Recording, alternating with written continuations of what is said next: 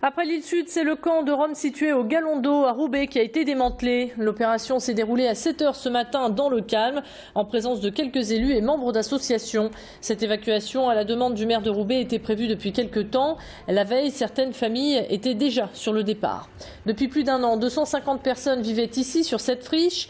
Aujourd'hui, certaines associations déplorent cette évacuation sans solution de relogement, soulignant que certains enfants étaient scolarisés dans la ville. Pierre Dubois, le maire de Roubaix, a expliqué par voie de communiqué de presse que sa commune accueillait déjà un village d'insertion ainsi qu'un autre campement d'une centaine de personnes.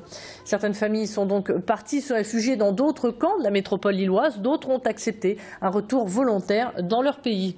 En disant que les Roms avaient vocation à revenir en Roumanie ou en Bulgarie, Manuel Valls s'est attiré les foudres de la ministre du Logement, mais il a reçu le soutien de Gérard Caudron. Le maire de Villeneuve-d'Ascq estime que ces propos ne sont pas excessifs et trouve même irresponsable la déclaration de Cécile Duflot.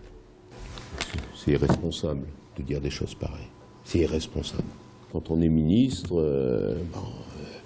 on assume la solidarité. Quand on est dans une majorité, on assume la solidarité, tout en demandant le droit à la différence. C'est pas sur le fond. C'est bien qu'ils sont en désaccord sur les Roms, sur la façon de le dire. Le mercredi prochain, une réunion est prévue avec l'ensemble des maires de la métropole lilloise pour évoquer la question des Roms. La prise d'assaut du beffroi de Lille aura duré un peu plus d'un jour. 4 papas et une maman sont redescendus ce matin et ont obtenu une audience avec Martine Aubry. Au cœur de cette action, la demande de légiférer la garde partagée pour faire reconnaître leurs droits de parents. Certains divorcés, comme Grégory Desplantes, n'ont pas vu leur enfant depuis plusieurs mois. Ils dénoncent une injustice familiale et aimeraient être entendus. C'est désormais chose faite. Martine Aubry, quant à elle, a promis d'agir pour relancer le débat au niveau politique. Et en attendant, pour que leur dossier avance à chacun d'entre eux, Martine Aubry leur a proposé les services de l'avocat de l'hôtel de ville. Plus de précision au micro de Tanguy Lécluse. C'est mon rôle d'élu, mais même je dirais de fonctionnaire, quand on remarque des dysfonctionnements, des analyses qui n'ont pas été complètes, des dossiers qui n'ont pas été reliés, que de pouvoir signaler aux autorités, telles qu'elles soient, qu'un dossier doit être vu dans les meilleures conditions possibles. Alors, chaque cas est un cas différent, mais déjà, je me suis engagée auprès de ces personnes à regarder leur dossier et, sans intervenir encore une fois sur la justice, à alarmer ceux qui devraient, dans des décisions d'appel ou autres, se saisir de ce dossier dans les jours qui viennent. Dans cette édition, nous faisons un premier bilan sur la réforme des rythmes scolaires. Visiblement, la semaine de 4 jours et demi ne satisfait pas tout le monde. Un tiers des parents y seraient opposés. Certains d'entre eux dénoncent des inégalités et se sont rassemblés devant la mairie de Roubaix pour exprimer leur colère.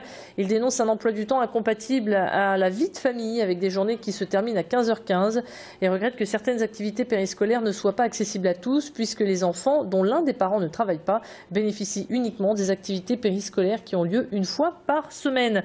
Plus de précisions avec la réaction du maire adjoint de Roubaix au micro donc d'Idil Gunaï et Macha Grunessen. Les mamans viennent les récupérer parce qu'en fait il se trouve qu'une grosse majorité sont des mamans et sans qu'on ne leur ait demandé quels étaient leurs besoins, sans qu'on ait considéré qu'elles pouvaient avoir une vie sociale, une vie de femme aussi, qu'on ne les ait pas du tout associées à ce changement fondamental dans l'organisation de la vie de leur famille, les a choquées et encore plus d'avoir à expliquer à leurs enfants, bah non tu peux pas rester avec ton copain, bah non parce que je travaille pas, parce que je suis demandeuse d'emploi, enfin il y a une violence dans le message qui a été passé, dans la manière dont ça s'est passé.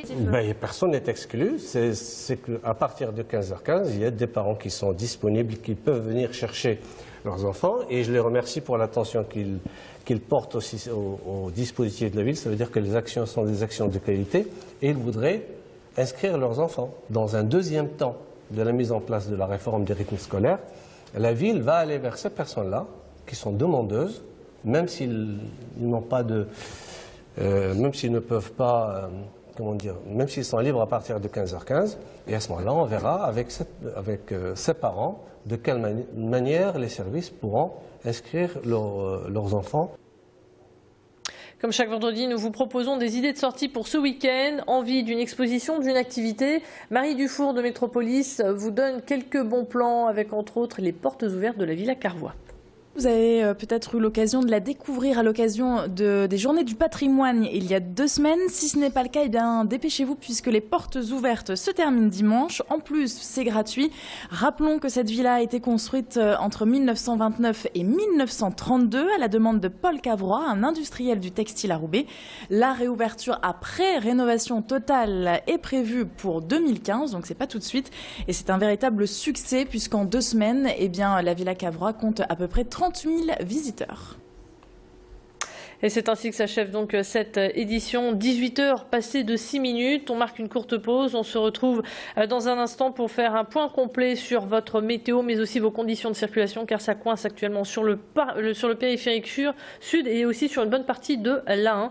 On voit tout ça en détail dans un instant. Restez branchés à l'actualité. Prochain point sur l'actualité, sur l'information à 18h15. À tout de suite.